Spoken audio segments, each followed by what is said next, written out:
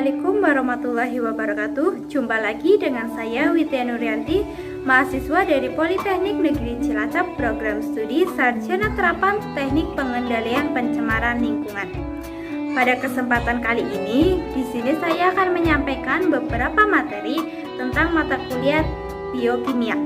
Adapun isi dari video ini antara lain yang pertama tentang biokimia, yang kedua karbohidrat, protein, senyawa makro dan mikro, serta reaksi enzimatis. Semua itu akan saya sampaikan di next video.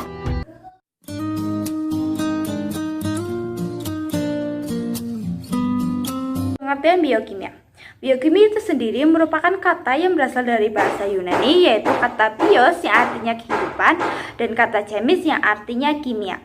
Secara istilah dapat didefinisikan sebagai ilmu yang mempelajari dasar-dasar kimia dan reaksi kimia, kehidupan serta interaksi molekul dalam sel makhluk hidup.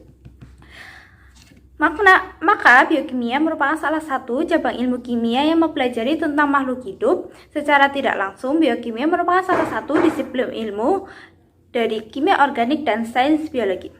Biokimia mempelajari seluruh proses kimia yang berhubungan dengan makhluk hidup.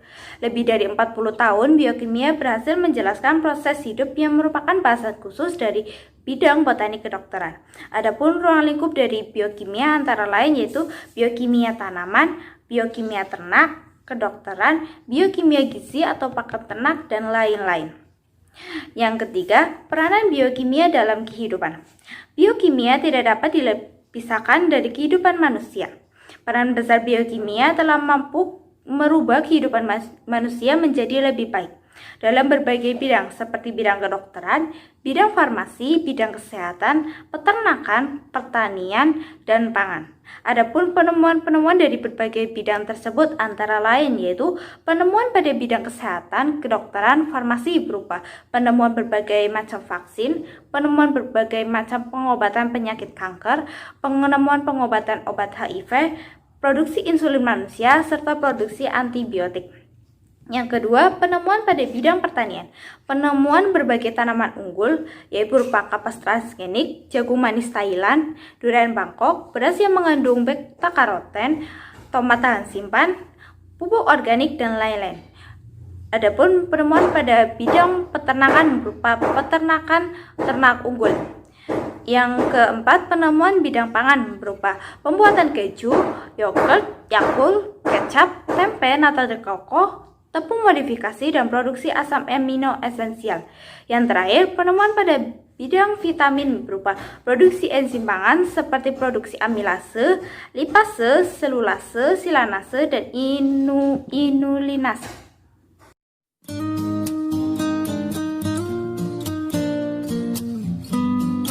Bagian yang kedua, karbohidrat atau hidrat arang adalah suatu zat gizi yang fungsi utamanya sebagai penghasil energi. Walaupun lemak menghasilkan energi lebih besar, namun karbohidrat lebih banyak dikonsumsi dalam kehidupan sehari-hari sebagai bahan makanan pokok, terutama pada negara yang sedang berkembang.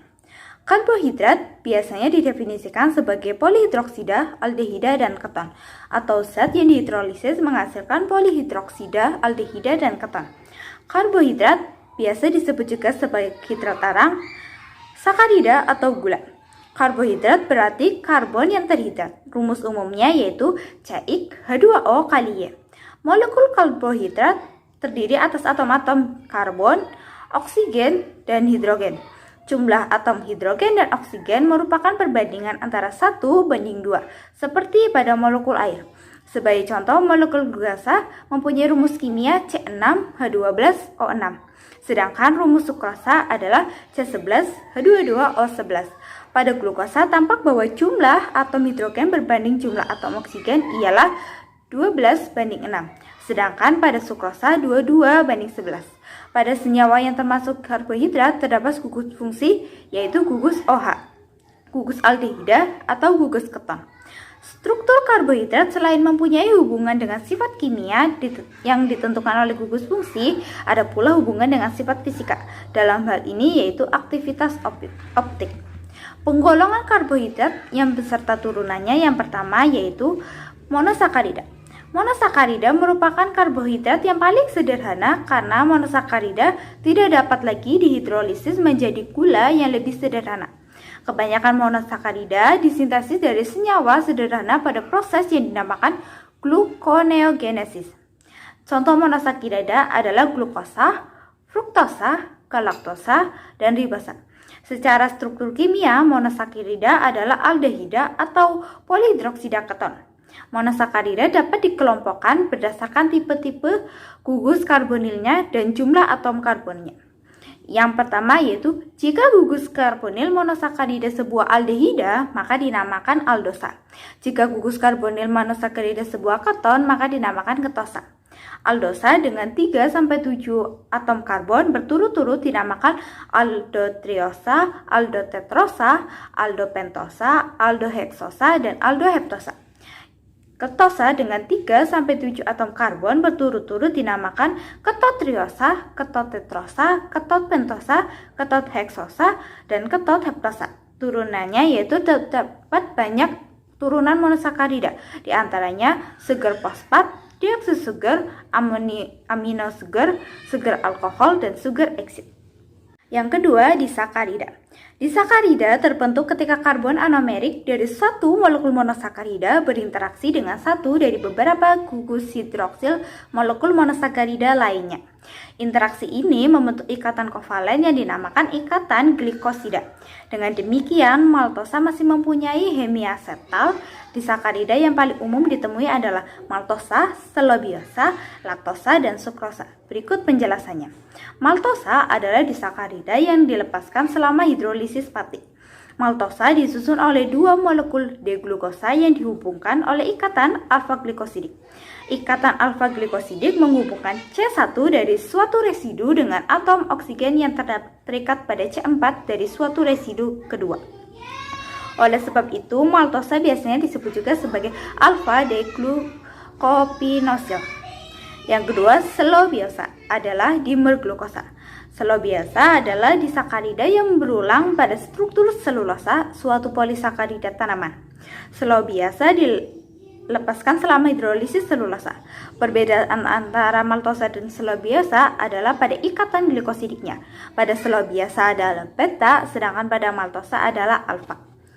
Sukrosa. Sukrosa merupakan disakarida yang paling melimpah di alam. Sukrosa dapat disebut juga sebagai gula meja. Sukrosa disintesa hanya pada tumbuh-tumbuhan. Sukrosa banyak terdapat pada tanaman tebu. Sukrosa dibedakan dari 3 disakarida lainnya karena ikatan glikosidanya yang menghubungkan atom karbon anomerik dari 2 residu monosakarida, yaitu glukosa dan fruktosa. Oleh sebab itu, konfigurasi dari residu dan fruktofuronase di dalam sukrosa adalah tetap dan tidak ada residu yang bebas dalam kesetimbangan antara anomer alfa dan beta. Laktosa merupakan disakarida utama yang terdapat susu. Laktosa disintesa pada kelenjar susu secara alami. Laktosa anomer alfa berasa manis dan lebih stabil dari anomer beta. Yang ketiga, oligosakarida. Pada sel, oligosakarida paling banyak terdiri dari 3 atau lebih unit residu monosakarida. Oligosakarida ini tidak berada dalam keadaan bebas, tetapi saling berikatan dengan molekul non-gula seperti lipid membentuk glikolipid, protein membentuk glikoprotein yang keduanya mempunyai fungsi pengatur. Glikoprotein dan glikolipid disebut juga sebagai glycoconjugates. Yang 4, polisakarida. Polisakarida dinamakan juga sebagai glikan. Antara glikan dapat berbeda dalam hal unit monosakarida penyusunnya, panjang rantai polisakaridanya, tipe ikatan antara unit monosakaridanya, dan jumlah percabangannya. Polisakarida dibedakan menjadi 2 kelompok, yaitu kelompok homopolisakarida dan heteropolisakarida. Homopolisakarida dinamakan juga homoglikan, yang itu polisakaridanya yang mengandung hanya satu tipe residu monosakarida saja. Sedangkan heteropolisakarida dinamakan juga heteroglikan, yaitu polisakarida yang mengandung residu monosakarida lebih dari satu tipe. Beberapa homoglikan yang lain berfungsi sebagai molekul penyimpan energi seperti patih dan glikogen sebagai elemen struktur dinding sel tumbuhan, yaitu selulosa, dan rangka luar hewan, yaitu kitin. Sedangkan heteroglikan menyediakan pendukung ekstraseluler untuk semua kingdom. Selulosa, pati, dan glikogen adalah contoh homoglikan, sedangkan polimer pada peptidoglikan termasuk kelompok heteroglikan.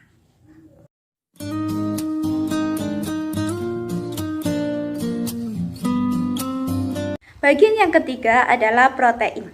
Protein adalah zat makanan berupa asam amino yang berfungsi sebagai pembangun dan pengatur bagi tubuh. Protein mengandung unsur karbon, hidrogen, oksigen, dan nitrogen yang tidak dimiliki oleh lemak maupun karbohidrat. Molekul protein juga mengandung fosfor dan belerang, serta beberapa protein memiliki unsur logam seperti besi dan tembaga. Protein terdiri atas rantai-rantai asam amino yang terikat antara satu sama lain dengan ikatan peptida. Dari 20 macam asam amino, tubuh orang dewasa membutuhkan 8 jenis asam amino esensial yang diantaranya lisin, leusin, isoleusin, valin, triptofan, vinilalanin, metionin, treonin. Sedangkan anak-anak yang sedang tumbuh ditambahkan 2 jenis lagi, yaitu histidin dan arganin. Adapun contoh asam amino non esensial antara lain prolin, serin, tirosin, sistein, glisin, asam glumet, alanin, asam aspartat, aspargin, dan ornitin. Komposisi rata-rata unsur kimia yang terdapat dalam protein adalah 55% karbon, 7% hidrogen, 23% oksigen, 16 nitrogen, 1 sulfur, dan kurang dari 1% fosfor. Unsur nitrogen adalah unsur utama protein karena terdapat di dalam sebuah protein, akan tetapi tidak terdapat pada karbohidrat dan lemak. Molekul protein lebih kompleks daripada karbohidrat dan lemak dalam hal berat molekul dan keanekaragaman unit-unit asam amino yang membentuknya. Struktur protein mengacu pada susunan dari konstituen asam amino yang secara kovalen dihubungkan melalui ikatan peptida. Susunan tersebut merupakan suatu rangkaian unit asam amino yang menentukan sifat dasar dari berbagai protein dan secara umum menentukan bentuk struktur sekunder dan tersier. Struktur sekunder protein adalah rantai polipeptida yang berlipat-lipat dan merupakan bentuk 3 dimensi dengan cabang-cabang rantai polipeptidanya tersusun saling berdekatan. Protein terbentuk oleh adanya ikatan hidrogen antara asam amino dalam rantai sehingga strukturnya tidak lurus, melainkan bentuk zigzag dengan gugus R mencuat ke atas dan ke bawah. Struktur 3 dimensi protein merupakan hal yang sangat esensial untuk fungsi protein tersebut. Kehidupan berada pada rang pH dan suhu sempit. Suhu dan pH yang ekstrim mempunyai efek yang besar pada konformasi protein yang menyebabkan molekul protein kehilangan karakteristik bentuk 3 dimensinya. Perubahan ini menyebabkan fungsi protein menurun atau hilang sama sekali. Denaturasi terjadi ketika organisasi struktur protein globular seperti alpha helix, beta sheet, dan pelipatan tersier protein menjadi kacau sempurna. Bagaimanapun juga, denaturasi tidak mengubah struktur primer protein.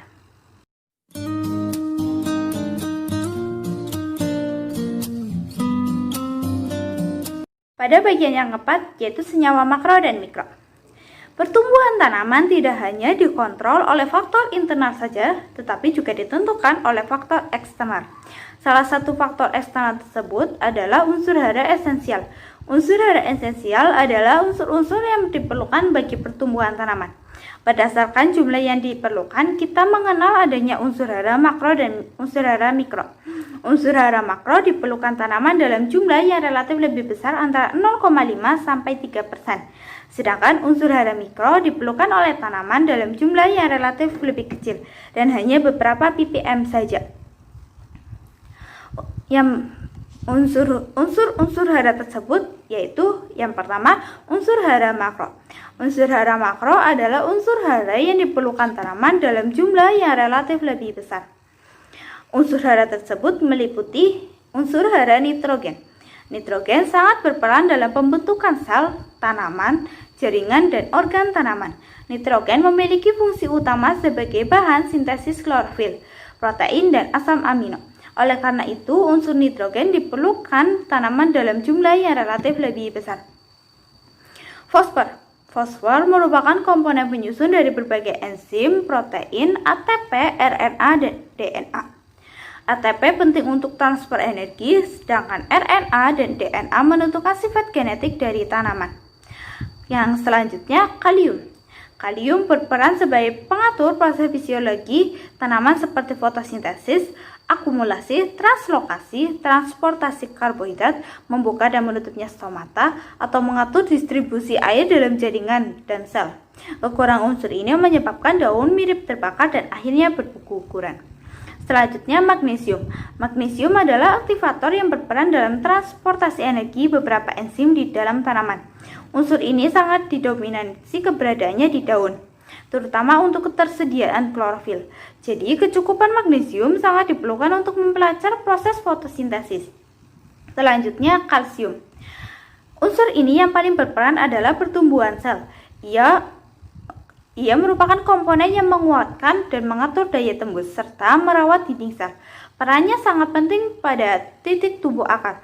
Bahkan bila terjadi diferensi kalsium, pembentukan dan pertumbuhan akar akan terganggu dan berakibat penyerapan unsur hara terhambat. Selanjutnya, belerang atau sulfur. Pada umumnya, belerang dibutuhkan tanaman dalam pembentukan asam amino cysteine, cysteine, dan metionin. Di samping itu, belerang juga merupakan bagian dari biotin, tiamin, koenzim A, dan glutathione. Diperkirakan 90% belerang dalam tanaman ditemukan dalam bentuk asam amino, yang salah satu fungsi utamanya adalah penyusun protein, yaitu dalam pembentukan ikatan disulfida antara rantai-rantai peptida. Belerang merupakan bagian dari hasil metabolisme senyawa-senyawa kompleks. Belerang juga berfungsi sebagai aktivator, kofaktor, dan regulator enzim dan berperan dalam proses fisiologi tanaman. Unsur hara esensial yang kedua yaitu unsur hara mikro. Unsur mikro adalah unsur yang diperlukan tanaman dalam jumlah yang lebih sedikit, walaupun hanya diserap dalam jumlah sedikit, tetapi amat penting untuk menunjang keberhasilan proses-proses dalam tumbuhan. Unsur hara tersebut meliputi yang pertama yaitu boron. Boron memiliki kaitan erat dengan proses pembentukan, pembelahan, dan diferensiasi dan pembagian tugas sel. Hal ini terkait dengan perannya dalam sintesis RNA, bahan dasar pembentukan sel. Boron diangkut dari akar ke tajuk tanaman melalui pembuluh xilem. Selanjutnya, tembaga. Fungsi penting tembaga adalah aktivator dan membawa beberapa enzim. Dia juga berperan membantu kelancaran proses fotosintesis, pembentukan klorofil, dan berperan dalam fungsi reproduksi. Selanjutnya, seng atau zinc. Hampir mirip dengan mangan dan magnesium, sangat berperan dalam aktivator enzim, pembentukan klorofil, dan membantu proses fotosintesis. Kekurangannya biasanya terjadi pada media yang sudah lama digunakan. Selanjutnya, besi atau ferro. Besi berperan dalam proses pembentukan protein. Sebagai katalisator pembentukan klorofil, besi berperan sebagai pembawa elektron pada proses fotosintesis dan respirasi, sekaligus menjadi aktivator beberapa enzim. Selanjutnya, molybdenum atau Mo bertugas sebagai pembawa elektron untuk mengubah nitrat menjadi enzim. Unsur ini juga berperan dalam fiksasi nitrogen. Mangan. Fungsi unsur hara mangan bagi tanaman ialah yang pertama, diperlukan oleh tanaman untuk pembentukan protein dan vitamin, terutama pada vitamin C. Selanjutnya, berperan penting dalam mempertahankan kondisi hijau daun pada daun yang sudah tua. Berperan sebagai enzim peroksidase dan sebagai aktivator macam-macam enzim. Berperan sebagai komponen penting untuk lancarnya proses asimilase. Selanjutnya, klor atau klorida. Terlibat dalam osmosis atau pergerakan air atau zat terlarut dalam sel. Keseimbangan ion yang diperlukan bagi tanaman untuk mengambil elemen mineral dan dalam fotosintesis. Natrium terlibat dalam osmosis atau pergerakan air dan keseimbangan ion pada tumbuhan. Salah satu kelebihan efek negatif Na adalah bahwa dapat mengurangi ketersediaan kalium. Kobalt jauh lebih tinggi untuk fiksasi nitrogen daripada amonium gizi. Tingkat kekurangan nitrogen dapat mengakibatkan gejala defisiensi. Silikon atau Si. Si dapat meningkatkan hasil melalui peningkatan efisiensi fotosintesis dan menginduksi ketahanan terhadap hama dan penyakit. Ditemukan sebagai komponen dari dinding sel. Tanaman dengan pasokan silikon larut menghasilkan tanaman yang lebih kuat, meningkatkan panas dan kekeringan tanaman. Toleransi silikon dapat disimpan oleh tanaman di tempat infeksi oleh jamur untuk menerangi penetrasi dinding sel oleh jamur menyerang. Yang terakhir, nikel diperlukan untuk enzim urease untuk menguraikan urea dalam membebaskan nitrogen ke dalam bentuk yang dapat digunakan untuk tanaman. Nikel diperlukan untuk penyerapan zat besi. Benih perlu nikel untuk berkecambah. Tanaman tumbuh tanpa tambahan nikel akan berangsur-angsur mencapai tingkat kekurangan saat mereka dewasa dan mulai pertumbuhan reproduksi.